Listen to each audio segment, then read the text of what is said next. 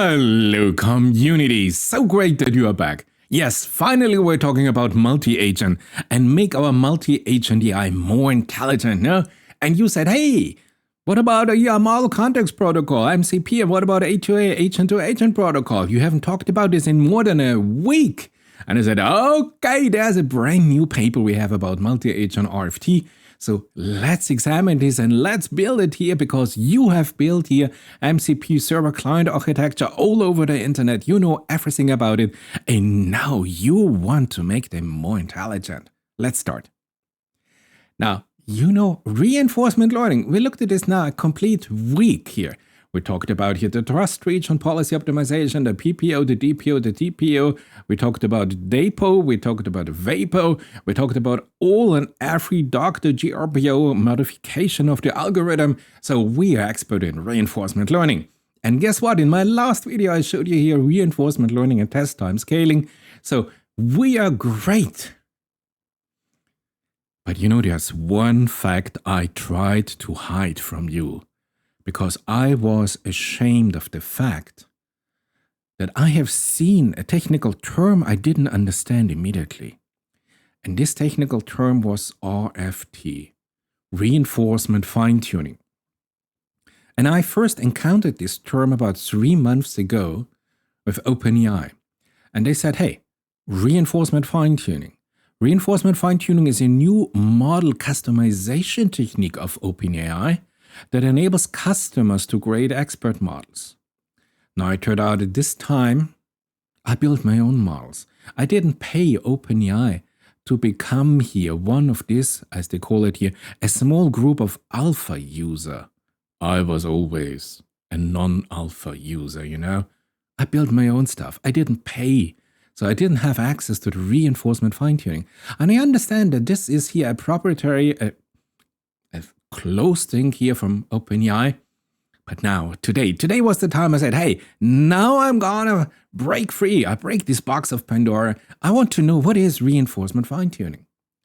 So I went to OpenAI, to ChatGPT 03, the full one, and I did a deep research. And after 17 minutes and after having access to 28 sources, you know, and I want to stress 28 internet sources, 03 came back with a beautiful deep research. And look here at all the explanation. This is a screenshot here. And you know what? There's hardly any information, because it is often used as a reward model. But instead of seeing the correct answer, the model only gets a score or reward and must adjust its external policy. But give me the detail. I want to understand the code. I want to understand the mathematics. I want to understand the formula.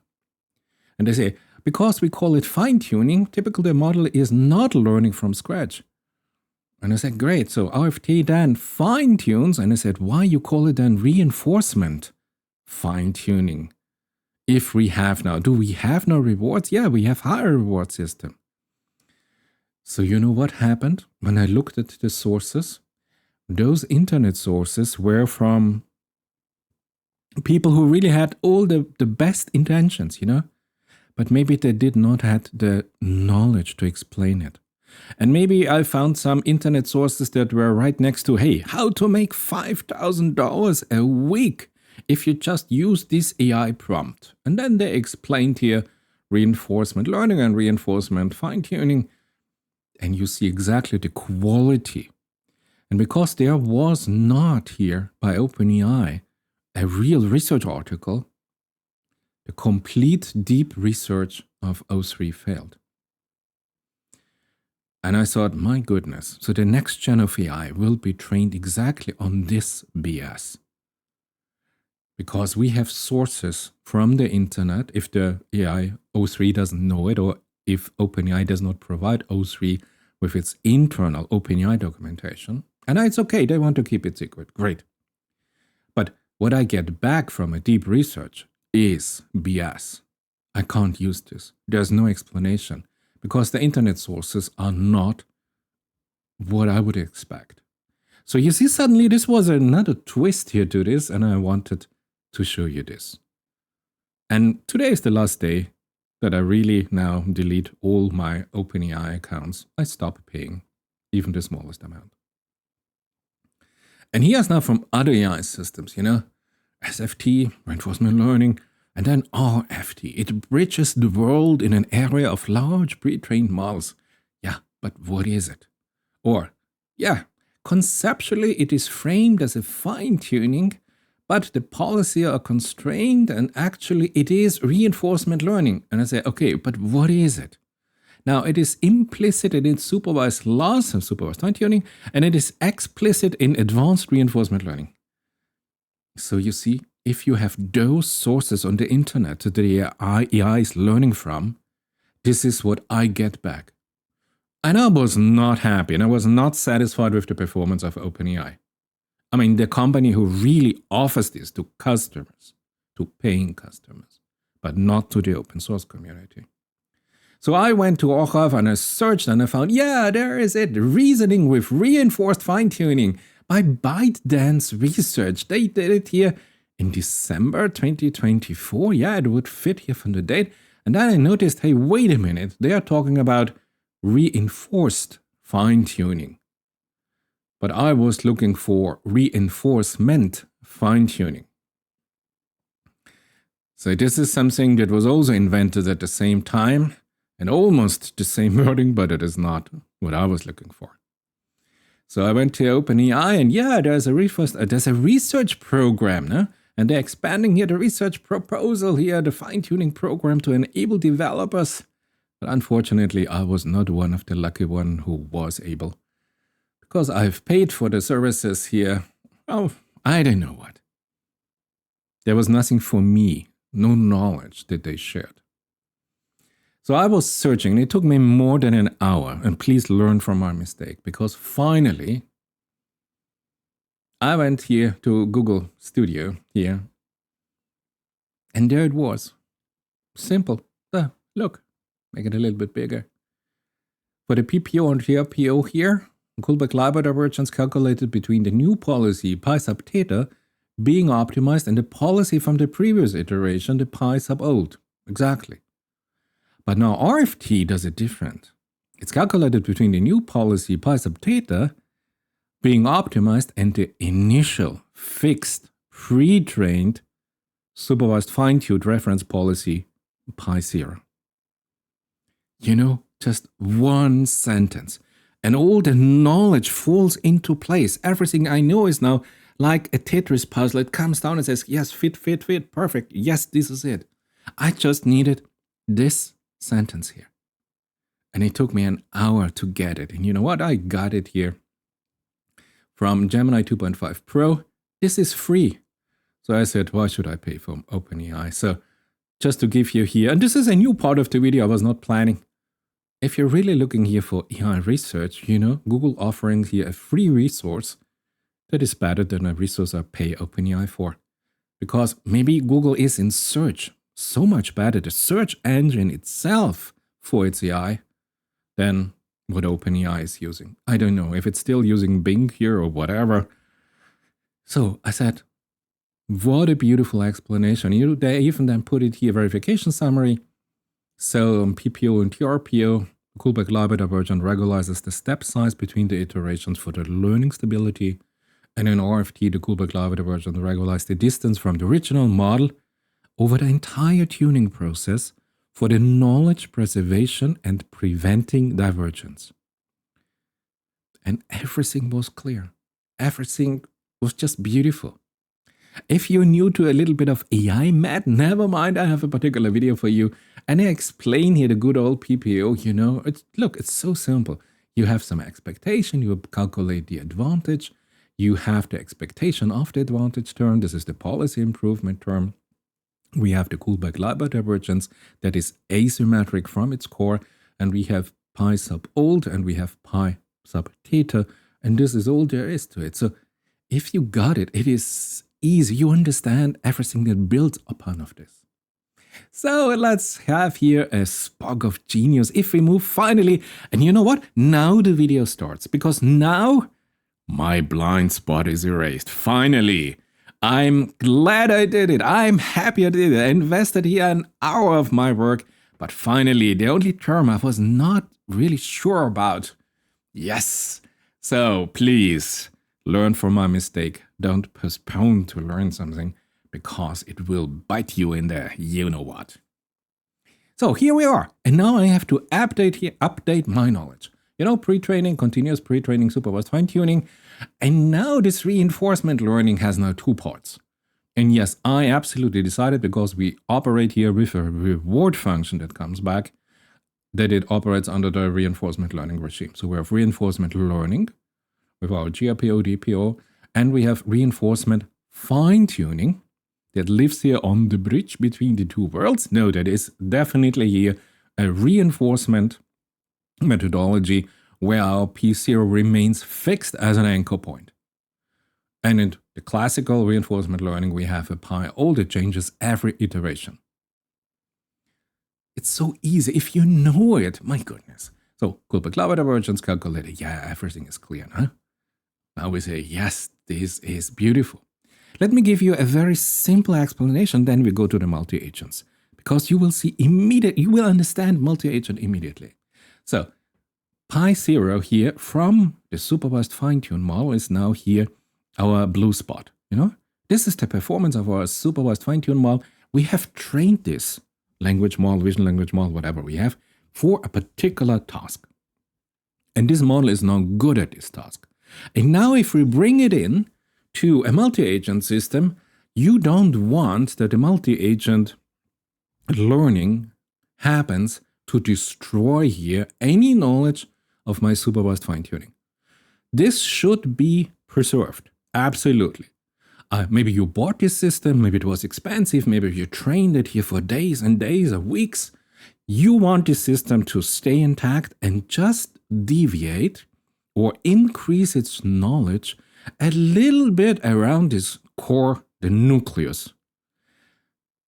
It is different with the classical reinforcement learning. You start somewhere,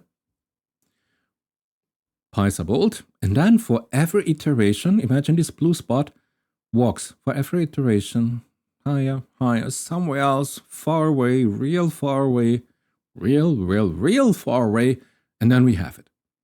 And then for this particular alignment that you wanted to achieve, and you know, there's this idea that with Llama 4, there was a management decision to have here this alignment more to the ideological ruling party of the USA. So they banned the model here with reinforcement learning. So you see the model in its capacity, in its reasoning, in its performance, moved away to be what we know as Llama 4 right now. So this is now interesting, because this means if we have now multi-agents that are now supervised, fine-tuned, highly capable, highly dedicated expert models, we don't want that with classical reinforcement learning, you just go somewhere else. We want to have a controlled learning, but real close and want to preserve here the complete capability, the complete knowledge, the complete information, and the complete data of the supervised fine-tuning model. And you see, now the world is so beautiful again, sun is out, everything is great. Core idea? We can laugh about it, so simple is it, no? In reinforced fine-tuning, and now it makes sense. The Kullback-Leibler divergence regularizes now the distance from the original model, pi sub theta versus pi sub 0, over the entire tuning process for the knowledge preservation and preventing here a divergent that leaves your epsilon environment that you can define how far divergent it will go. You have hyperparameters, but you keep the knowledge. Simple example, by the new publication, you have here a typical problem here for a multi-agent system. No? The user says, hey, I want to book a flight to Shanghai next Tuesday. And now we have a multi-agent system.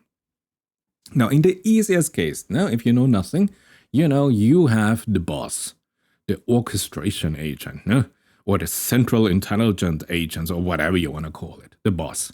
And the boss now divides here the task, reduces the complexity, divides it in simpler subtasks, and says, hey, I know I have 1, 2, 3, 4 agents for the task. And now I provide for each agent here a particular task. So for the calendar agent, great, you get the date. For the location agent, where do I start, where I want to go. For the flight day ticket agent, great.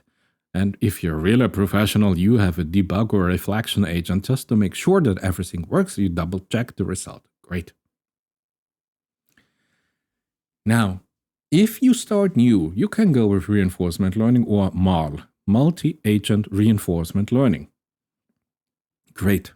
But if you have agents that you bought maybe, or that you trained and they are highly specialized for this task, you invested already money, time and resources to build this agent. You want to keep this agent alive, and this agent are allowed to learn, and they should learn. That's great.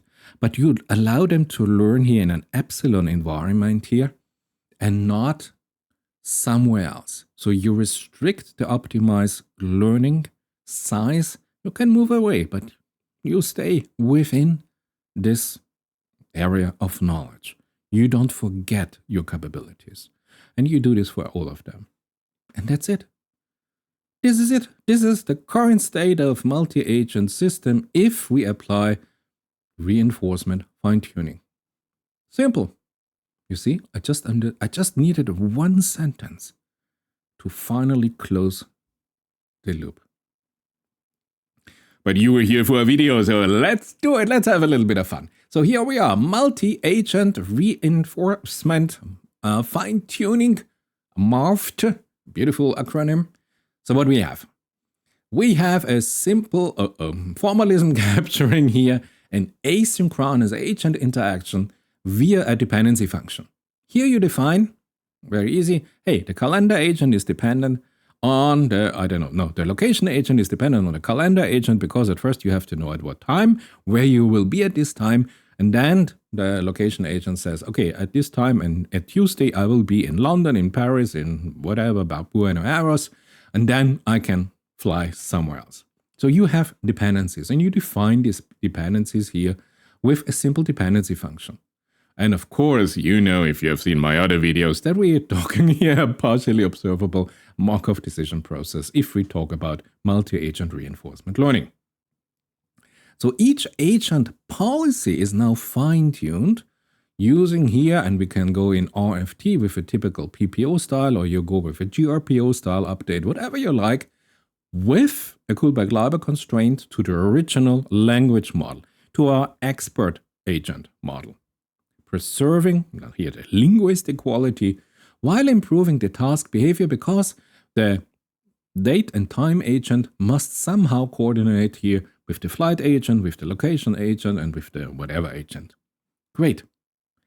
So MARFT respects here the agent dependencies when computing here the credit, assigning now the rewards. And the rewards are based now on each agent context and the prior agent actions in the system.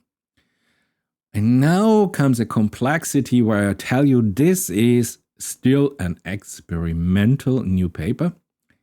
It operates here on the action level like RL, beautiful, and then on the token level. And reading this, I said, why do I have multi-agent reinforcement fine-tuning on a token level with all the agents? Well, you're not gonna believe it, but since we are here in advanced reasoning, of course, it is crucial for the task with long, structured or compositional outputs. And now you have your MCP client-server architecture, or your agent-to-agent communication protocol, or whatever you have, because guess what? We have a long output by one agent. Compositional, we have instruction on a language scale, we have a tool use, we say, hey, with an MCP protocol, I need external data from an external database. Now it comes into place. So when an LLM-based agent, of course, generates here a full response, a paragraph or a function call, yeah, of course, no? Treating now the entire output of this particular agent, agent 1, as a single atomic action, this means that the model receives only one reward at the end. Remember reinforcement learning? The problem if we have to run through everything and then we get a single, maybe only binary reward signal. Now this creates extreme sparse supervision, because if it was a full response, maybe there were 2, 3 instructions and one I don't know, function call and one tool call and one whatever. You want now to be clear, hey, which part of the generated text that was not a response here by the agent contributes to the success? And what part is just pure failure? We don't need it. So did the answer go wrong due to an early misunderstanding, or was it a syntax error at the end? And a classical reinforcement learning signal that you have to wait, the reward is defined at the end of the action, cannot resolve this. And therefore, the authors of the new study decided to go now with a token level reinforcement fine-tuning, which is how to formulate this. This is to add an extreme level of complexity. I understand why they did it, because it is a tool in their toolkit. We said, hey, we know how to do it. So we just say, more or less an action is now a token. But computationally, we go now, wow, where each token generated by an agent is treated now as a distinct agent, and we have now this token level reinforcement fine-tuning. If you want to read a little bit more about interactive debugging and steering of multi-AI agent system, I would recommend this from March 2025. But of course, here as a subscriber, you know that we talked about multi-agent reinforcement learning, the classical MARL. We have a decentralized partial observable Markov decision process, and we have talked about this now for more than a year. Here have multi-agent devices, adaptive cyber defense here. We applied here AI game theory to explain multi-agents, or I used here AI game theory for reinforcement learning with a self-playing reinforcement learning multi-agent system, which develops its own dynamic. I think this is half a year old already. Or if we go here without any control institution, a swarm intelligence. Oh yeah, this is close to an hour, so you need a little bit of patience if you really want to see a new mind frame for multiple AI structures that have their own decisions. So we have here swarm intelligence, a multi-agent ecosystem that acts autonomous without a centralized control. This is different to the classical MARL, operates now efficiently without centralized control, and we have problems in the computational feasibility, adapt in real time, and I'll talk about this here in this video. But this is an old friend, no? Now, this here is a brand new, highly experimental friend. This is here from today, April 24, 2025, by Shanghai, Jiaotong University and Shanghai Innovative Institute and Jiaotong University and OPPO Research Institute. Highly interesting. But at first you have to start with, hey, those abbreviations. So, large language model multi-agent system are called llamas. Careful, nothing to do with Llama 3.2, Llama 4 model by Meta AI. This is a large language model multi-agent system, can consist only of Google AI systems. Now you know multi-agent reinforcement learning that we just talked about in my videos, and now we have a novel paradigm.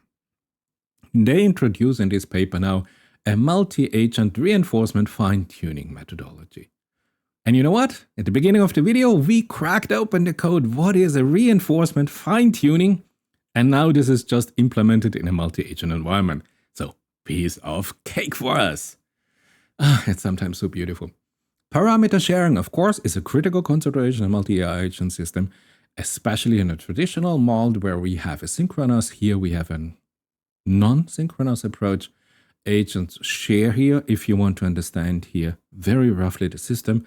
We have one base model for all the agents. And you know, if you see my dozen video on LoRa and fine-tuning with adapter fine-tuning, we just have one base model, and then we just change here the LoRa adapter on top of the base model. We just put it on the base model, and then we have a LoRa adapter for the flight, and we have a LoRa adapter for the location, we have a LoRa adapter for the timing, and we have a LoRa adapter for the double check.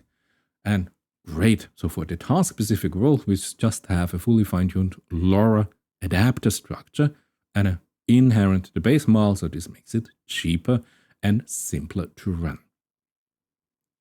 As I told you, MARFT agents act asynchronously. We define the dependencies. But now, of course, the question, What about Google's ADK? What about agent-to-agent with a compatible MCP, model context protocol layer? What about here compatibility to other systems? How does this fit into? Now, if you look at the paper and you would like to go on a highly experimental level, this is nice.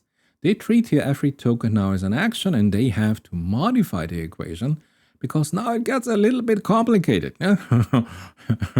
So they derive some mathematical formulation that they then can code. Of course, this is the way code generates. But the methodology they used, this generalized advantage estimator, they go back here to the old University of California, Berkeley, to the old 2018, where we had more of a control loop analysis in the policy gradient methodology. And they take here this methodology from, this is already the 6th version in 2018, so I think this was even before OpenAI was founded, so whatever. Yeah. They published the code in the paper, so this is a screenshot of the original paper. And see deltas and values based on yes. So, okay, they give us the code in this way, okay. And then they explain here, if you want in pseudocode here, the complete multi-agent reinforcement fine-tuning that I just explained to you here in my wording. If you want to see it here in an abstract kind of mathematical shorthand notation, this is it for you. There's nothing else that I told you already. So, if we have now the training phase, and we have now, and in all the experiments, and this is why I show you, they only go with one active agent. So they have the central critique agent. This is the boss. This is the master agent, the coordinator, or whatever you want to call it. And then we have multiple agent system actors. Now, since this is the first paper and it is highly experimental, so for the very first start, they go here with kind of one. Okay. Yeah, we run through everything that we just discussed here. What is here RFT? Here you see it again with the probabilities, and then you compute here the ratios, and you have the eclipsed PPO loss. Beautiful. Classical, nothing special. But what's really interesting is, of course, to apply this methodology to, as it stands here, multiple agent. Now, if you look now here at the repo, beautiful, you see just 12 hours ago, some updates, beautiful. Yeah, but let me formulate it in a different way. From their experimental setup, I understand it's the very first step.